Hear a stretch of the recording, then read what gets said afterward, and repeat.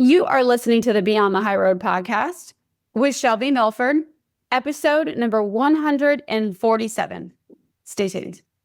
Welcome to Beyond the High Road, a podcast dedicated to healing your heart and life following the grief of alienation.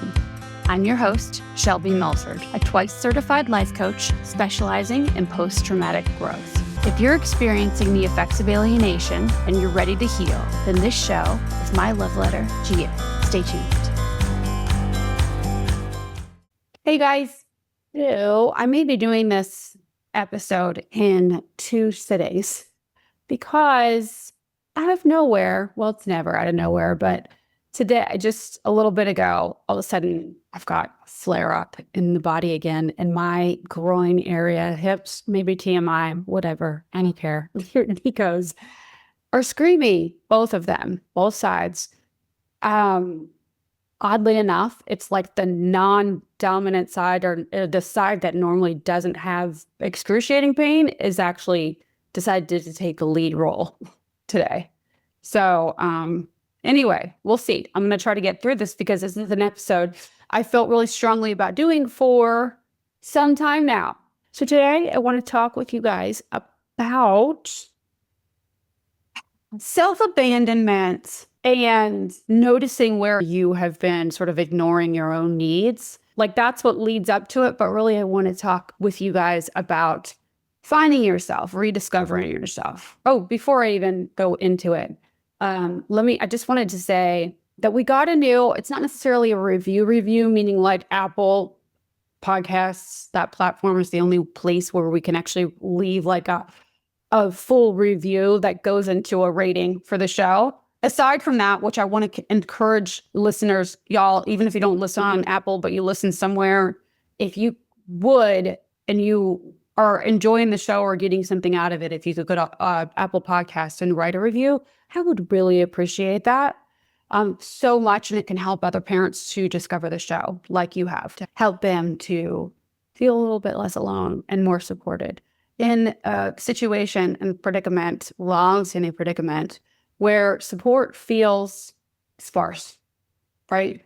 So you would be helping not only to show out, but really possibly, most likely, other parents who are wanting to heal their lives after this disaster of a situation of alienation. So that would be super, I would appreciate that a ton. The reason why I brought that up is because I got a comment. You guys know that on Spotify now, or actually you've always been able to, on each of the episodes, you're able to comment on whatever you like, didn't like, or whatever it is that you want to say, requests. If you guys have requests for upcoming episode topics, you could put it right there in each one of the episodes. But I got a lovely comment from a listener, a mom, and I wanted to read that to you. And I should probably start reading these more often for you guys too, because I want to recognize you for taking your time out to write such thoughtful things. Like my friend Jamie here, who wrote, "Your content has been life-changing for me. So spot on and practical and empathetic. There aren't words to express how thankful I am for your podcast." Thank you, Jamie. I really appreciate that. That's so sweet. And I really appreciate you taking the time and the effort to write this. And just know that for you guys out there now, I don't know if I just said this or not, but now I can respond to your comment on Spotify just to keep the conversation going and add to the support that the weekly episodes provide or aim to provide. Okay. All right. Now, so thank you, Jamie. I'm going to start reading those out periodically as well. Onto the episode.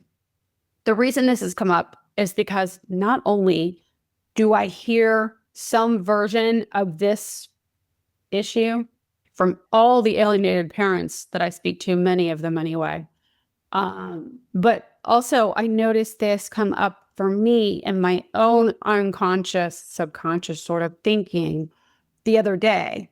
Basically, what it boils down to is how we as alienated parents begin to separate ourselves and who we are, classifying like pre-alienation and post-alienation.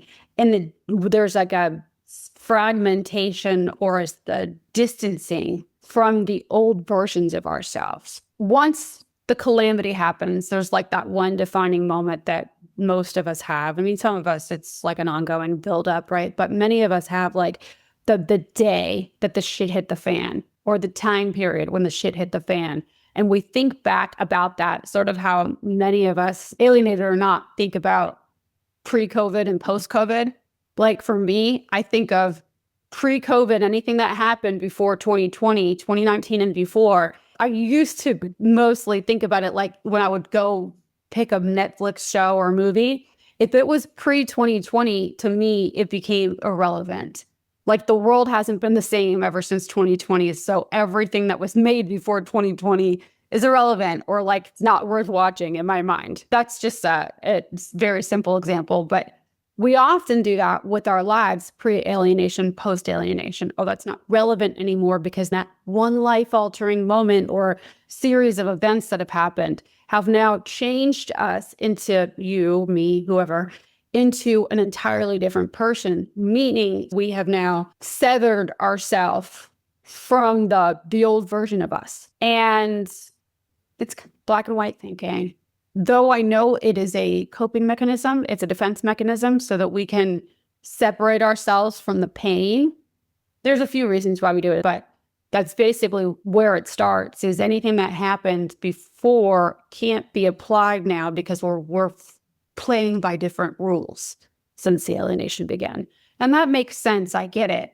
However, if you are experiencing a sense of disconnect, right, from yourself and from the world around you, if you are experiencing like an existential crisis, if you feel like you're just at a low, operating at a low hum, there doesn't seem to be any meaning in your life, this could be part of your problem, is that you have abandoned who you were pre-alienation.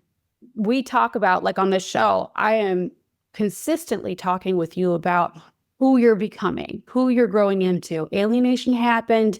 Now, in order to interrupt the cycle of abuse of your own cycles, you must divorce who you were before and now bring on the new you, the thought out, mindful, conscious version of you moving forward. But that doesn't mean that you need to abandon the parts of you that you really loved from back when. And I think we sometimes forget that because, like I said, when the shit hits the fan, it's easy for us to just drop everything and go and run and get as far away from that whole world and that version of you as you can.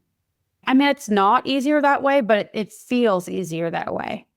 To just run from it, detach in your mind from yourself and try to move forward. It can be in a lesser degree where you're sort of feeling lost in your everyday life and things don't seem to matter to you anymore and you're not really sure why. The severance or the distancing yourself could become a limiting belief, or kind of like a limiting belief system, actually. Lots of little beliefs, making it harder for you to access your quote unquote former strengths, joys, aspirations, motivation, just your oomph for life. So this morning, while I was coming up with that actual title for this episode, I put it through this AI score thing, headline scorer, like tells me if it's good for SEO and what have you. And while doing that, anytime I put a certain kind of title in, it'll show me a list of similar pieces of content based on the title that I've input, right?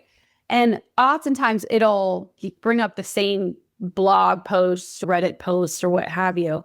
And today it was this one post that I see all the time. And finally, after seeing it so many times, I got intrigued and I clicked on it. This post had nothing really to do with our topic today, but it just brings up the most familiar things on alienation, right? And the title to this was, "The best way to combat alienation is to ... wait, ? And there was a lot of comments on this post. It was clearly a popular one. People had a lot to say about it. And I decided I was just looking through the comments and I saw a comment that just so happened to be very fitting from this episode. And it also just so happened to be made by a person that I know through this podcast. I've met her on at least 2 occasions, like face-to-face via Zoom. Also, then we kept up messaging for the last, I don't know, couple of years. So I know who this is, and you know who you are, E, out there. But she had written that, I'm paraphrasing here, just the gist. She said, ever since alienation has happened, she was talking about how she copes with alienation, and how she fills her days with things to do, right?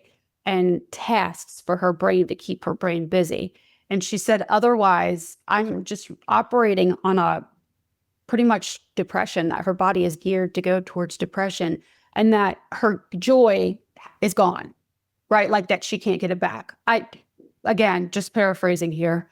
And then she also wrote that anytime the words hope or love come into the picture and into the conversation, her automatic response is to shut down and move away from it. It is so fitting for what I'm talking about here today, is that many of us unconsciously are telling ourselves that our joy was taken the day that alienation began, or that day, that one time period when the whole world changed, right? When the shit went down, hit the fan for you, right?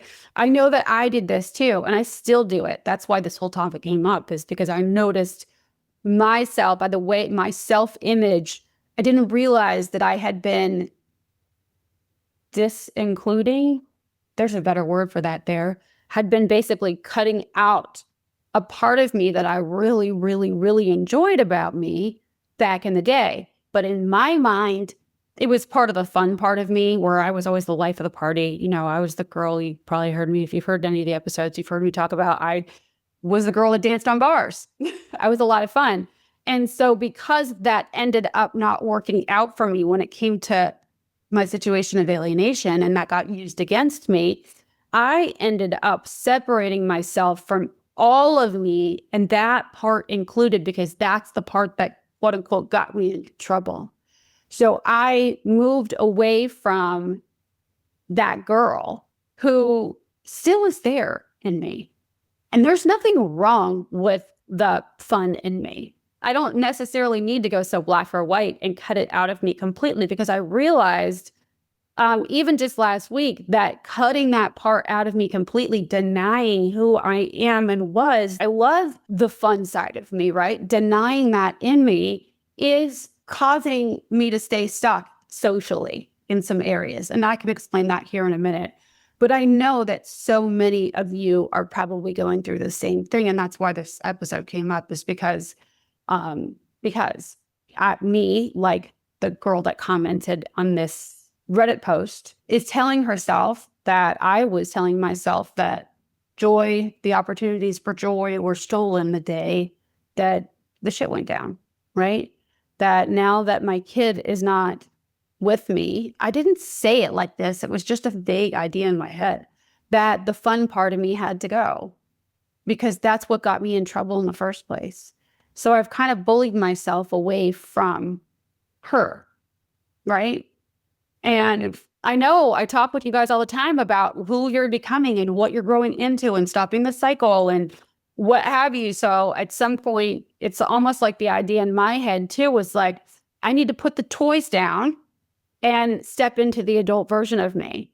And there's no more fun like that anymore. That was for those days. You're mature now and you can't be like that anymore.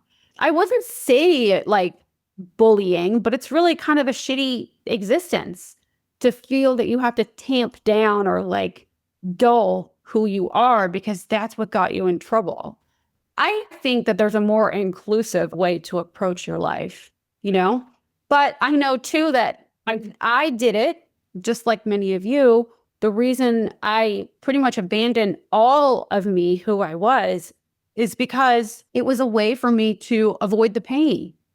If I reconnected the way that I was thinking then, if I reconnected with the things that I loved to do back then, or the person I was back then that would bring on all these memories, this rush of memories, and then that would cause me pain in the now, because it's not going to be the same as it was back then. Then I'll go into a whole story about how none of this should have happened. Life should be different than it is. And I should be doing these things with my kid and blah, blah, blah. Right? But that's the extra suffering that you're adding on top. It's not caused by you continuing to display character traits that you've always had. Do you know what I'm saying? That's coming from a separate part in your brain that's telling you that it shouldn't be this way, right? Which is actually, once you learn how to approach and lovingly correct, notice, approach, correct that dialogue, then there is no problem. And then you don't feel like you are a lesser version of the person that you once were, or a less whole person than you maybe once were.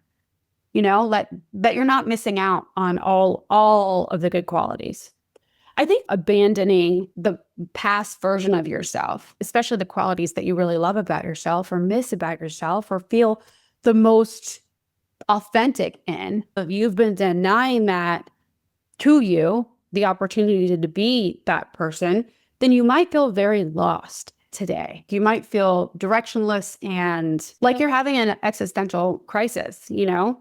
You may not label it that way, but like, what's the point even? Where do I even go from here? I don't know who I am anymore. That thought can actually stem from a lot of different, not a lot, but a few different things. But right now, in the context of abandoning who you were in order to cope with your today and moving forward, it can cause you to stay in a spin cycle because, of course, you don't know who to be or how to be or where to go from here because you've already been telling yourself that you can't bring that version of you with you, that all of it's got to go. That could only happen, that maybe not dancing on bar tops, but the fun, like for me, the fun Shelby died whenever the shit hit the fan. And that version can never come out and play again. Which, imagine telling that to your 4-year-old child. Like if you were to say, nope, that version of you gets you in trouble and you need to put that away and no more. You cannot be fun or enjoy anything anymore because when you have fun, your whole life blows up. So just know. A 4-year-old child would be devastated, right? And of course they wouldn't know what to do. They'd feel frozen. Like, well, then what do I do now? Same thing with you. So you got to give yourself, or it would be wise anyway, would upgrade your experience if you would give yourself some compassion and possibly become open to reintegrating your past loves, your past hobbies, the past self in any way, qualities that you once displayed. It might be really helpful to start rediscovering those for yourself. So if you find yourself saying the fun version of me, the confident version of me is gone, something like that, right?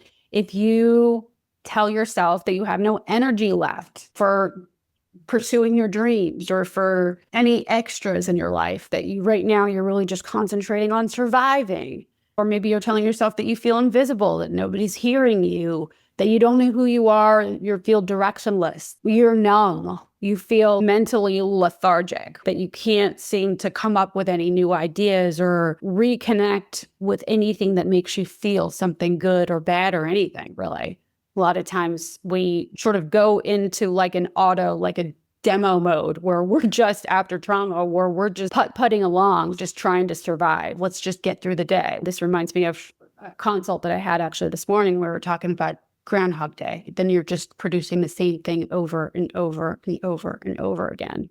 In fact, what he and I spoke about, this other dad and I spoke about earlier this morning, was in order to survive in today, he has to fill his days with tasks, with things, with people and appointments and present things happening all the time. Because if he doesn't stay so present in the now, then his brain will automatically go into fear of the future or fear based on past experiences, right? Past calamity.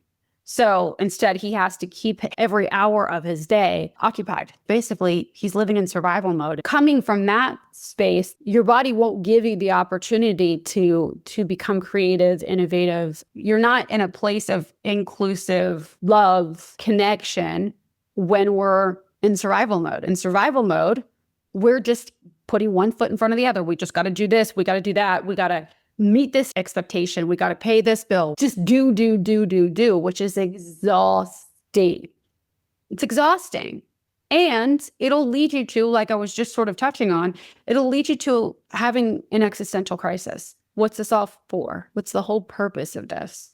Why am I even here? For what? And are my kids ever going to contact me anyway? It leads to burnout. So I think it's really important to get yourself back connected with you, the parts of you that, they're always still there, by the way, you guys. Those parts of you aren't gone forever. You haven't lost them in the alienation or in the chaos.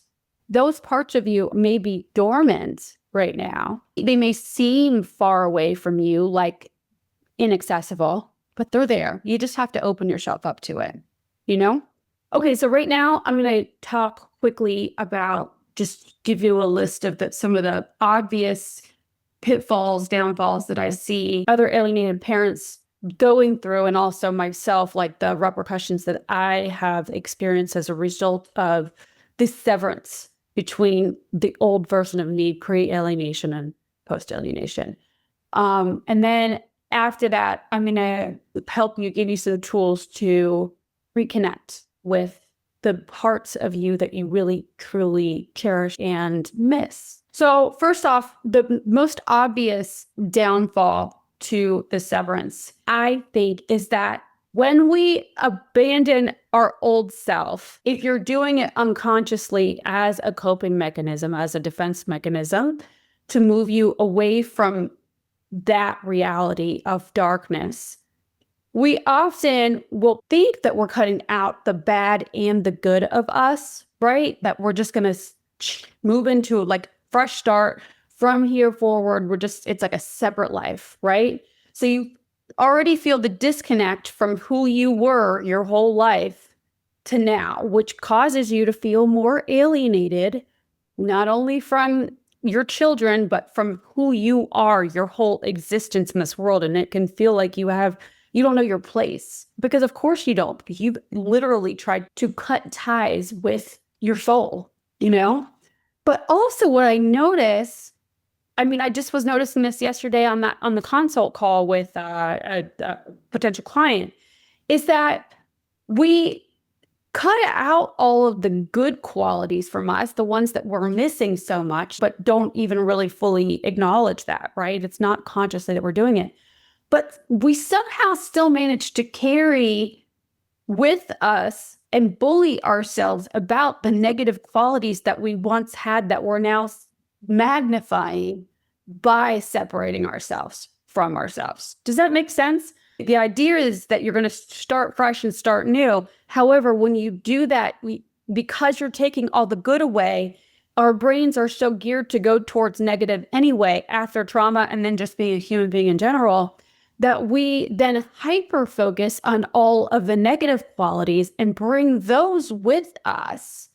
And then we lose out on everything that we love. So we like double, triple punish ourselves, which I think is huge, and it can obviously really affect your experience moving forward. That's one of the big ones that I see. It's just like this, we're cutting off our nose to spite our face, but it's whatever we fear, or whatever we're trying to run away from shows up more and more. It's sort of that same concept. So along the same lines, though, we suppress all of our positive qualities. Like when we view our former selves as like entirely dead, just how this one mom commenting on that Reddit post, how she said that she can't experience joy is gone for her. She automatically, by default, steers herself away and shuts down the moment that love or hope are brought up in a conversation. Her body shuns that. And you guys know my feelings on hope, but we all do need the idea of hope in general for a bright future. I just don't like the idea of using hope as an excuse to sit in a spin cycle, right? To sit in the quote unquote comfort or familiarity of misery, waiting for something to change outside of us in order for us to feel good, relying on something for the future. Do you know what I'm saying? That's what I don't like about hope.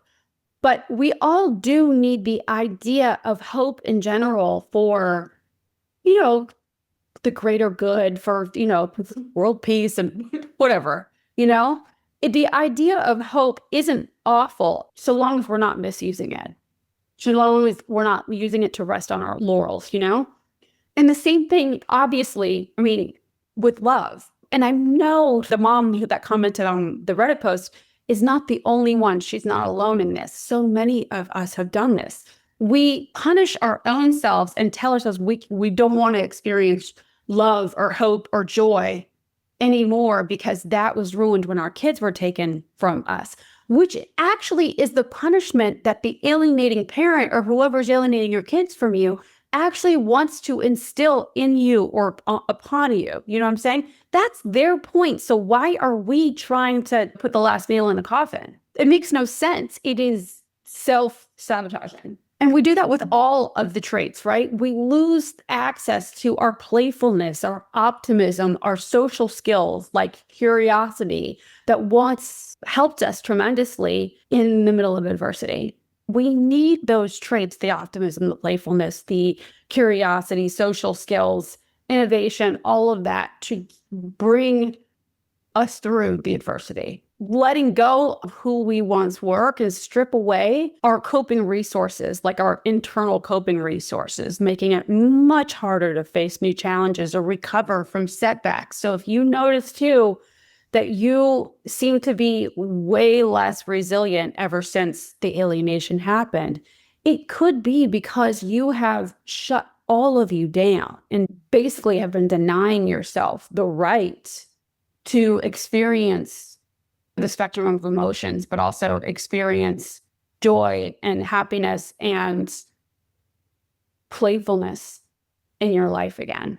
These are essential emotions and experiences for all of us, for really all animals on the earth, Also, by deserting your old self, you increase numbness and apathy. Attempting to bury all of your past emotions sometimes results in feeling dull emotionally. It can act as a barrier to forming any sort of deep connections or experiencing new joy, going on to a deeper level with anybody that you're in a relationship with, friendship or romantic relationship, whatever kind of relationship.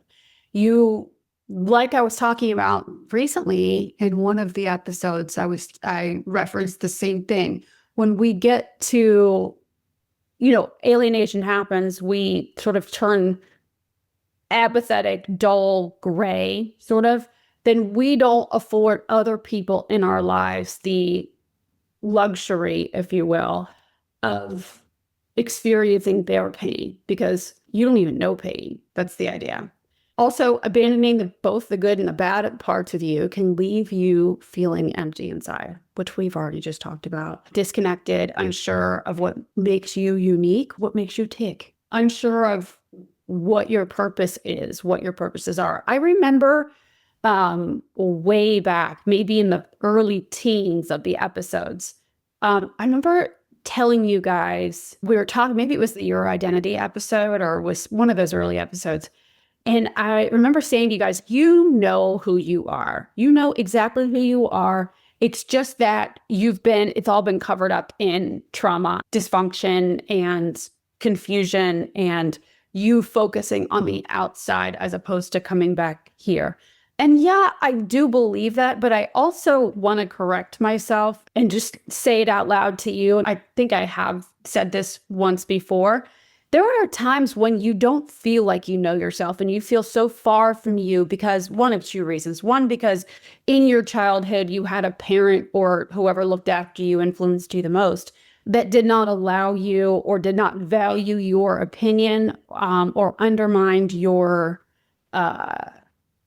capabilities, your opinion, all of that sort of stuff. So you learned to shut down the part of you that needed anything or was going to express your individuality, right? So there's that. But then there's also this, what I'm talking about here, where you may not feel like you know yourself or know what you want in life because without even realizing it, you've separated yourself, abandoned old self because in your mind, Old self, it equates to pain, right? Old self equates to missing your child. In your mind, maybe you wanted to reserve that version of you for your child when they return. Like, let's say, I don't know why this example is coming up, but let's say that you used to love roller skating. I have no idea why it's weird.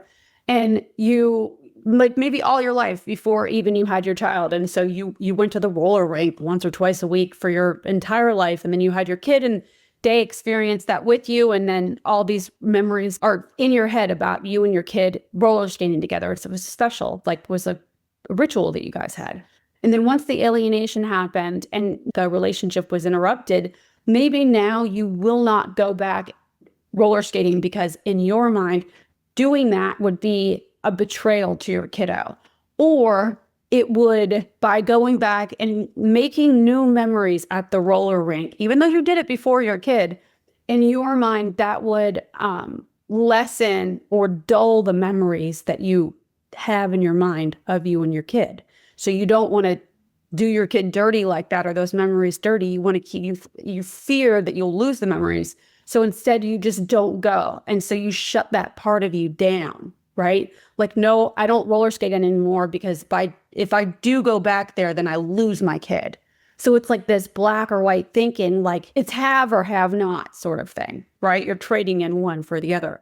But it doesn't have to be like that. It really doesn't. In fact, you could like decide that you want to honor your kid each time that you go back roller skating now. Maybe you make that your special time to connect with your kiddo, even though they're not there with you.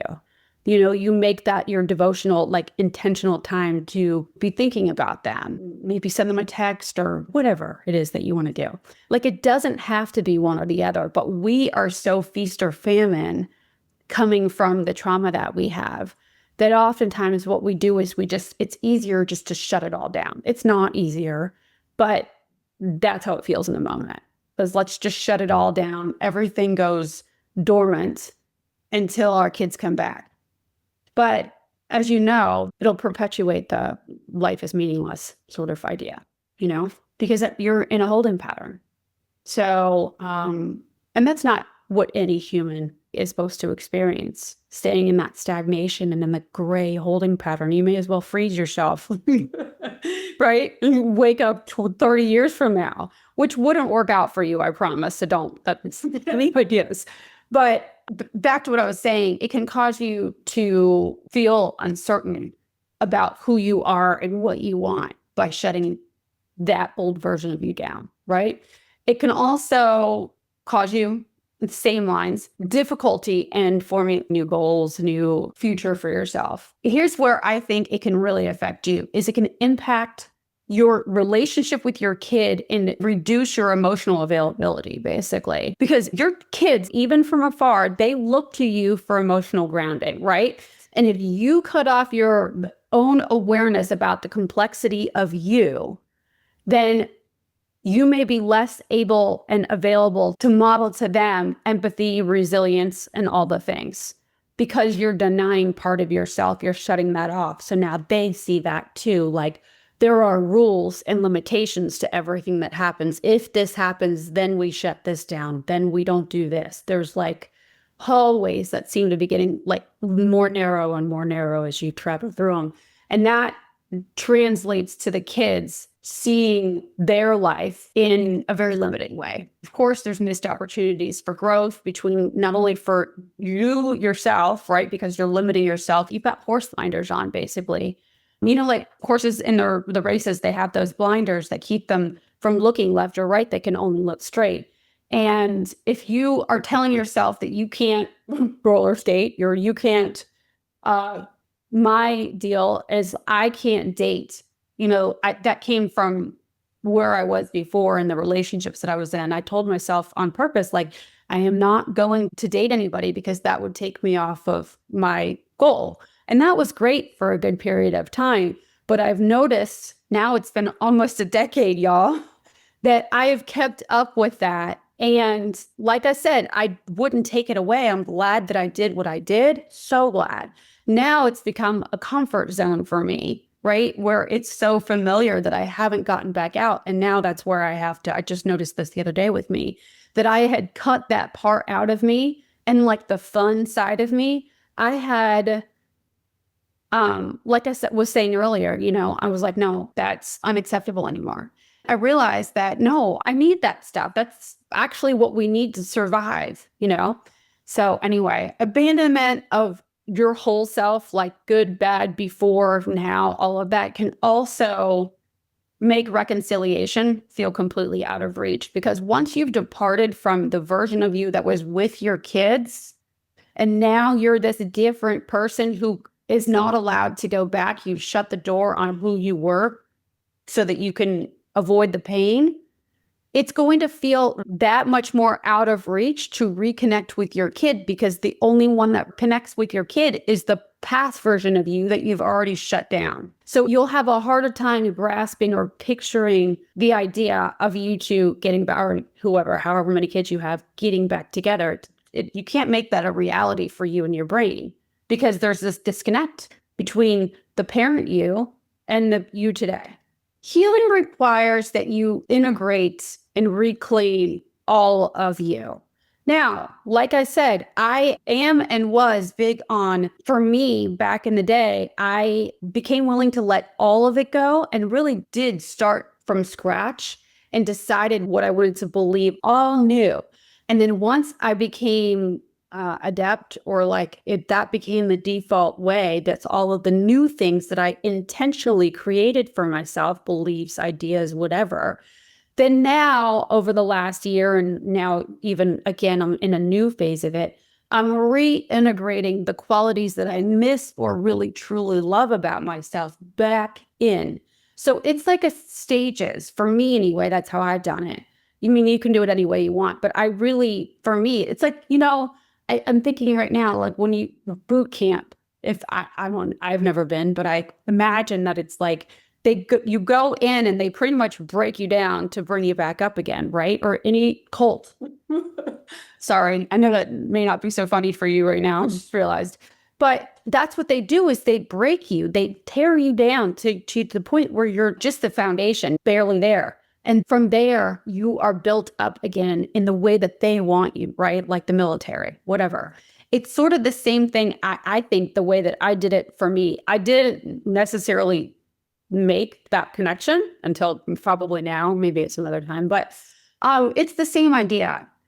Now, I feel like in phases, I am really reintegrating and reconnecting, reattaching the best of my old self with the best of my new self, if you will, evolved self.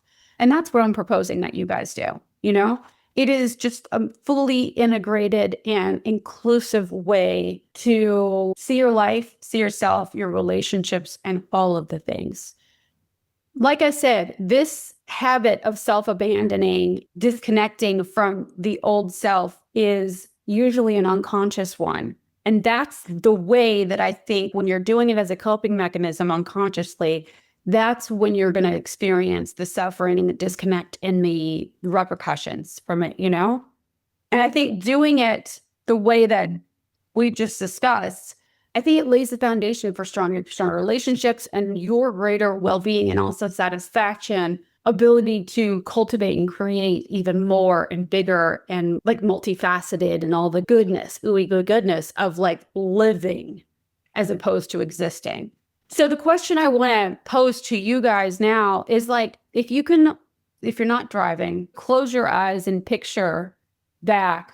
When was it that you felt most like yourself? What period of time can you look back on now and smile or feel the most empowered, effortless you? When was it really working for you? And what qualities were you emulating or displaying? What feels really good for you? I'm going to say that most of the time for us as alienated parents going through what we have, most of the time, the qualities, kind of like I touched on a little bit earlier, the qualities that we seem to let go of are not the bad qualities, but it's usually all the good ones with all of the good experiences, like experiencing joy, and creating calm and peace and happiness and playfulness and inquisitiveness and whimsical or whatever. It's usually those that we miss out on. So we like punish ourselves for this experience we've been through, and we're already getting punished by the alienating parent, and maybe our kids too. So it's really a miserable existence. And it kind of explains, when you put it in this context, it kind of explains exactly why we as alienated parents lead such miserable lives when we're not tending to them. You know what I'm saying? So thinking back about when you felt most like the true, authentic, beautiful, perfect you, when you felt the best, the most flowy or on point, that, go back to that time for yourself. Notice what those qualities were, what they felt like in you, like physically, not just what was happening on the outside, but really drop into you. For me, like, I can remember before, like, the alienation was going on, but there was this one period of time when I felt untouchable. Even it was the early stages. My daughter was a toddler, and I felt pretty untouchable. This is before the habits started happening and it started going down a spiral. But I felt on top of the world with my kiddo and my mom status, if you will, but also with what I was putting out there into the world. I was working at Lifetime Fitness or whatever, but I just really loved who I was and how I was adding value to my daughter's life and to my life and to the people that I touched on a daily basis. And back then I did often feel like things came easy for me, and they didn't. My whole life, that was not the case. I made my life very difficult from a very early age. But this one period of my life, maybe a year or so especially, where I was really felt so good. And this is when I was still living unconsciously, mind you. But I was on a good track and focused on me and my daughter and wholesomeness, I kept things simple for me back then. It was after I split up with my daughter's father. So it wasn't that life was simple. It was that I was keeping it simple. So that was it for me. And I now am trying to step into that version of me. And I've been doing that for a while now, but now the extra add at some point soon will be enriching my social life, because I've kept that to a minimum for many reasons on purpose, but now it's time to open that up, So what is it for you? And if you don't know, if you're not sure, then write out a list of the hobbies that you had before. Write out a list of what you were doing back then, for like in the context of you, not how you were received so much, but how you were feeling in your own skin. Write down and set the tone for you, set the stage, and really look into what it was about that time, or what it was about you, or the qualities that you were living into. Which ones did you really miss? Which qualities or which mindsets have you been sort of withholding from yourself? If you've made that list of the forgotten hobbies, things that you stopped doing, roller skating, whatever it is, pick one to revisit each week. Once you take the steps to pick one, you go and you do the thing. Maybe that's not it, but you will get more ideas about what else you want to try. So set aside some time each week for your play, okay? Or for whatever it is that you know that you're missing. Maybe for you, it's been too much play. And so now it's time for you to maybe get serious or invest in your future or whatever that is. Set aside time each week, you time, to get that accomplished, and treat that you time as you would treat a job that you really valued. Make sure that you schedule that time in and that you keep your word on using that time for you, And then reflect on the experience afterwards, jot down how it felt, what emotions came up for you, solidify that or etch that into your memory so that you go back and revisit it. You're bringing value and reinforcing the value that that time with you provides. Create fun little micro moments on the everyday, all the time. Dance parties, you know how love that. Because dance parties too, not only does it shake the stress out and shake you out of a extended freeze or whatever might be happening for you, but also brings out the playfulness that we all need. So laugh on purpose. Another one is just either watching a funny show, hanging out with a funny friend or an upbeat person, other friend. Maybe you are the upbeat, funny friend. What makes you laugh, right? Play with, maybe another child is not in the cards for you yet. Maybe it is. I enjoy playing with other kids now, where one day, or like there was a time when that was a big no-no for me. So of course, you know what's right for you, but if it's not playing with a child, maybe it's playing with a puppy. If you don't have one of your own, go to one of the shelters and play with some puppies. Those puppies would so appreciate you for doing that. But just spend some time really enjoying and taking in the energy of others too, giving that back and playing off each other, okay? Find low pressure ways to engage socially, okay? Reconnect with, like I was just saying, reconnect with upbeat friends, join a community group or a class. One of my neighbors is actually taking salsa lessons right now. It's like a salsa every Tuesday night. She goes and does this salsa night. And I thought she was ridiculous, but she's having so much fun doing it, right? It's been like, I don't know, like 6 months now, and she loves going. She will not miss it. It's so funny. So something like that, bowling league, whatever, pickleball. Another thing is challenge yourself to say yes to any invite, or 3 invites a week, or 1 invite a week, whatever. Just challenge yourself to start saying yes and being open to new opportunities. Because once you do that socially or like for yourself, notice how those doors start opening up for you otherwise too. The second that you start saying yes, just keep doing it and see what else comes up for you, I promise. Because you're raising your frequency. And when you raise your frequency to say yes to the little things, then the opportunities come in to say yes to the big things too. Write yourself the permissions for lightness and fun. Be spontaneous. That's the other thing that I sort of left behind in all of this was I used to be very spontaneous. And I realized recently that I had let that go when I vacated my old self back then. And I did it intentionally, you guys. I intentionally dropped everything and knew that at some point I would start to reincorporate. And like I said, right now is the time. And so that's what you could do too, Practice self-compassion, you guys. Remember, be nice to yourselves, okay? Please be nice to yourself, because that's half the battle. Like I said, when we choose to leave that all behind and start some new life, or leave the old life behind is usually what it is.